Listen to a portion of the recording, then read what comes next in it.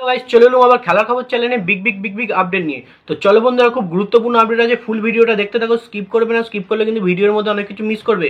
এবং এই খেলার খবর চ্যানেলে যারা নতুন আছে অবশ্যই খেলার খবর চ্যানেলটা সাবস্ক্রাইব করে পাশে থাকো এবং পাশে থাকা বেল আইকন ঘন্টাটাকে ঢং করে বাজিয়ে দাও আর বেশি বেশি লাইক এবং কমেন্ট করে দাও, যাতে মোটিভেট হয় তোমাদের এই খেলার খবর চ্যানেলে ফার্স্ট আপডেট দিতে পারি।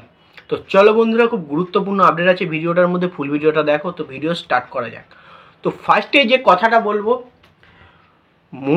মোহনবাগানের যে বিদেশি ট্রান্সফার আপডেট আছে, তো ফার্স্টেই কথা বলবো ব্রায়ান কাল্টাককে নিয়ে। তো যাকে নিয়ে প্রচুর পরিমাণে শোরগোল হচ্ছে, কথাবার্তা চলছে এবং মোহনবাগানের সঙ্গে তার চুক্তি হচ্ছে, মানে মোহনবাগানে আসার।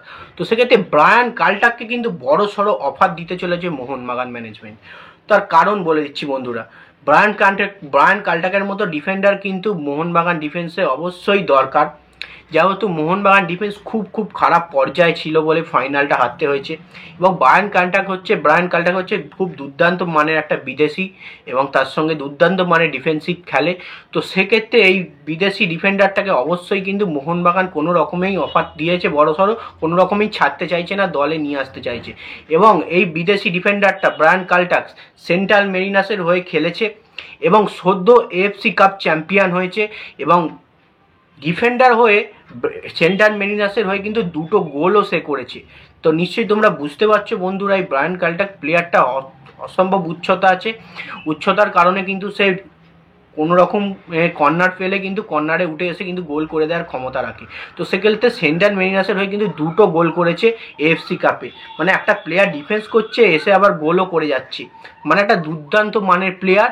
এই প্লেয়ারটাকে কিন্তু কোনো রকমই মোহনবাগান ছাড়তে চাইছে না, একটাই কারণ ডিফেন্সের দিক থেকে কিন্তু গোল করারও এবিলিটি আছে কোনো রকম সময় ফ্রি কিক পেলে। তো সেক্ষেত্রে ব্রায়ান কাল্টাককে যদি কনফার্ম করে নেয়, কিন্তু মোহনবাগান ম্যানেজমেন্ট বলো, মোহনবাগান দর্শকদের বলো, সবার সঙ্গে কিন্তু প্রচুর পরিমাণে একটা আনন্দের ব্যাপার। তো সেক্ষেত্রে ব্রায়ান কাল্টাকের আপডেটটা কিন্তু পুরোপুরি কনফার্ম হবে, যেহেতু ট্রান্সফার উইন্ডো এখনও খোলেনি। ট্রান্সফার উইন্ডো খুলে গেলেই কিন্তু দুর্দান্ত আপডেট কিন্তু তোমাদের কাছে চলে আসবে, আমি দিয়ে দেবো।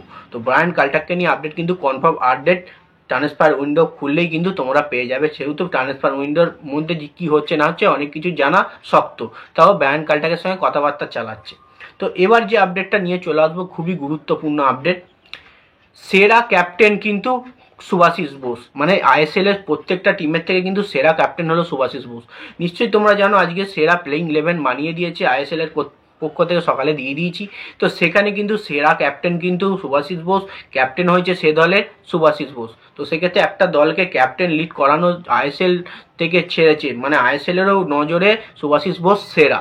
তো সেক্ষেত্রে সুভাশিস বোসকে কিন্তু সেরা ক্যাপ্টেনই বলা হচ্ছে, কারণ সে প্রচুর পরিমাণে ওভারলোড নিয়ে খেলে এবং নিচে থেকে অ্যাটাকও বিল্ড আপ করে, উপরে উঠে পাসও দেয় এবং গোলও করে। তার সঙ্গে ডিফেন্সের সঙ্গে একটা ইন্ডিয়ানের সফল ডিফেন্ডার যাকে বলা হয় সুভাশিস বোসকে, তার সঙ্গে ক্যাপ্টেনশিপ করেছে।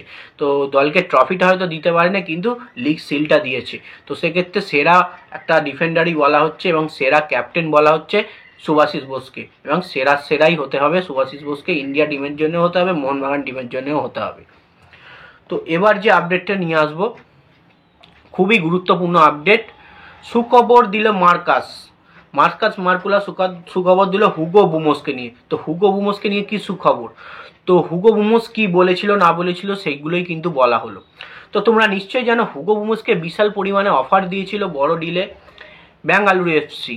তো সেক্ষেত্রে সে ডিলটা কিন্তু হুগো বুমোস কিন্তু নাকচ করে দেওয়ার একটাই কারণ, মোহনবাগান ম্যানেজমেন্ট এবং মোহনবাগান সমর্থক। সব থেকে বড় ব্যাপার হচ্ছে মোহনবাগান সমর্থকদের কাছে সে পুরোপুরি কথা দিয়েছিল যে আমি কোনো দলে আসবো না, আমি ফিরলে আবার হয়তো মোহনবাগান টিমেই ফিরবো, মানে হয়তো নয়, মানে আমি ফিরলে মোহনবাগান দলেই ফিরবো, তো নেক্সট সিজনে আমি ফিরবো।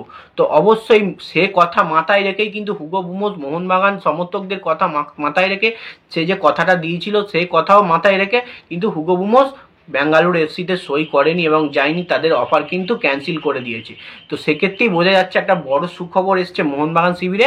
হুগো বুমোস কিন্তু মোহনবাগানে ফিরবেই এবং আইএসএল এর প্রথম থেকে নালে ডুরান্ড কাপ থেকে কিন্তু হুগো বুমোসকে মোহনবাগান টিমের হয়ে খেলতে দেখতে পাওয়া যাবে। তো হুগো বুমোসের ব্যাপারটা আস্তে আস্তে পুরোপুরি কিন্তু ক্লিয়ার হয়ে যাচ্ছে মোহনবাগানে আসা নিয়ে, কারণ মোহনবাগানে আসাটা খুব দরকার হুগো বুমোসের, যেহেতু এখন জনি কাউকে আবার লাস্টের দিকে একটু খারাপ পজিশানে রয়েছে। তো যাই হোক, হুগো বুমোস আসুক, জনি কাউকেও থাকুক, দুটো প্লেয়ারই থাকুক, তো সেক্ষেত্রে হুগো বুমোস কিন্তু আসার আশঙ্কাটা প্রচুর পরিমাণে বেশি, যেটা জানা গেছে। তো যাই হোক, এই আপডেট ছিল। ভিডিওটা ভালো লেগে থাকলে লাইক, কমেন্ট, শেয়ার, সাবস্ক্রাইব করে পাশে থাকো। আর পাশে থাকা বেল আইকন ঘন্টা ঢং করে বাজিয়ে দাও, তাতে 2000 সাবস্ক্রাইব করে দাও, যাতে খুব তাড়াতাড়ি 2000 সাবস্ক্রাইব করে দাও, কারণ খুব তাড়াতাড়ি 2000 সাবস্ক্রাইবের কাছাকাছি আমি চলে এসেছি। তো বাই, আবার নেক্সট ভিডিও দেখা হচ্ছে।